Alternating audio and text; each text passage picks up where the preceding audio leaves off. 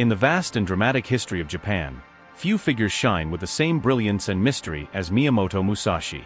Born in 1584, during the final decades of the Sengoku period, Musashi's life unfolded in an era of ceaseless wars, shifting alliances, and the rise and fall of powerful clans. It was a time when the sword was more than a weapon. It was the very essence of survival, honor, and identity. And in this world of turmoil, Musashi would emerge not just as a master of the blade, but as a philosopher, an artist, and a timeless symbol of discipline and resilience. Musashi's beginnings were humble. He was the son of a samurai, but his childhood was not sheltered by wealth or security. Some accounts suggest that he lost his parents early and was raised by relatives in the harsh countryside of Harima province. This difficult upbringing forged in him a spirit of independence and toughness that would define his path. He was not raised in the elegant courts of lords, nor in the refined halls of great dojos. Instead, Musashi's world was raw, rough, and unforgiving, and he absorbed every lesson it had to teach. At the age of just 13, Musashi faced his first duel. His opponent was a trained warrior, older, stronger, and more experienced. Most boys at that age were barely beginning to understand the ways of the sword, but Musashi already possessed an untamed ferocity. Armed with nothing but determination and raw instinct, he fought with wild, almost reckless energy. Against all odds, he emerged victorious, striking down his opponent and securing his place as a prodigy destined for greatness. That moment was not just a victory, it was a declaration. The boy was no ordinary youth. He was a warrior in the making. As Musashi grew, so too did his reputation. He became a rōnin, a masterless samurai. Unlike many warriors of his era who pledged their loyalty to powerful lords in exchange for wealth or prestige, Musashi chose freedom over servitude. He wandered across Japan, traveling from one province to another, seeking out challenges wherever he could find them. His life became a relentless pursuit of mastery, with every duel serving as both a test and a lesson. By the time he was in his late 20s, Musashi had already fought more than 60 duels, and remarkably, he had never been defeated. But Musashi was more than just a skilled swordsman. What truly distinguished him was his unconventional approach to combat. He believed that victory was not only about strength or speed, but also about strategy, timing, and the ability to control the mind of one's opponent. While many samurai clung to rigid traditions and techniques, Musashi experimented, adapted, and created his own path. He developed a style known as Niten Ichi-ryū, or two heavens as one. Instead of wielding just one sword, he used both the long katana and the short wakizashi simultaneously, creating a fluid and unpredictable rhythm that few could withstand. This innovation gave him a tremendous advantage in battle, and it reflected his broader philosophy: to think beyond convention, to embrace adaptability, and to use every resource at one's disposal. His journey was not without hardship. As a rōnin, Musashi often lived with little more than the clothes on his back and the swords at his side.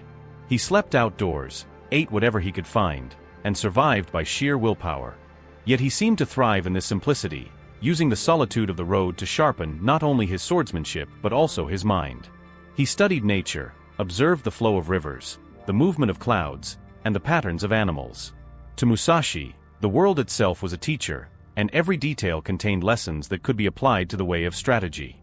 One of the most defining moments in Musashi's rise came with his duel against the famed swordsman Sasaki Kojiro in 1612. Kojiro was no ordinary opponent.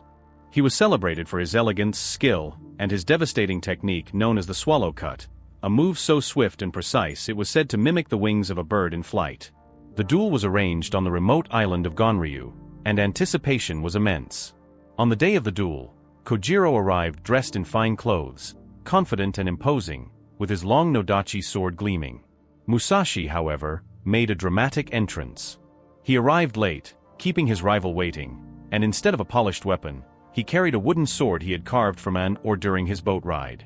This act was not carelessness, it was psychological warfare. By unsettling Kojiro and breaking his composure, Musashi gained an unseen edge before the fight even began. When the duel finally commenced, it ended in a single strike. Musashi's wooden sword crushed Kojiro's skull, and the legend of Miyamoto Musashi was forever sealed. Yet, despite his growing fame, Musashi was not a man who glorified killing. His duels were never about vanity or cruelty. They were about growth, discipline, and the pursuit of truth through combat. For him, the sword was a path, a way to understand not only the art of war, but also the art of life itself. Yet Musashi's legacy extends far beyond his victories in combat. After decades of duels and battlefields, he turned his gaze inward, seeking to understand not only the art of war but the art of life itself. In his later years, Musashi withdrew from the chaos of cities and warlords, choosing instead the solitude of meditation, painting, calligraphy, and above all, writing. It was during this period that he composed his timeless masterpiece, the Book of Five Rings. More than just a manual on swordsmanship, it was a philosophy of life, a guide to strategy, discipline, and the mastery of the self. He wrote of the five elements: earth, water, fire, wind, and the void, each representing not only a combat principle, but also a way of perceiving the world. His teachings urged warriors to see with clarity, to move with adaptability, and to live without fear of death. Unlike many fighters of his time, Musashi was not bound by tradition. He rejected the rigid conventions of the samurai class, refusing to serve a single lord or to live in the gilded cage of aristocracy. Instead, he embraced the path of the rōnin, the masterless warrior. This independence allowed him to explore, to question, and to innovate in ways few dared. It is this spirit of freedom and relentless self-discipline that makes his life resonate even today. Legends say that Musashi never lost a duel. His first victory came when he was only 13, defeating a grown samurai with nothing but a wooden staff. From that moment forward, his reputation grew with each battle. But what set Musashi apart was not merely his skill with the sword, it was his mind. He studied his opponents, anticipating not just their strikes but their very thoughts. He mastered patience, often arriving late to duels to unnerve his rivals.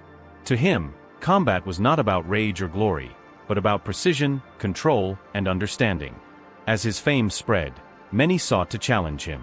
Clans and schools of martial arts longed for the honor of defeating the undefeated.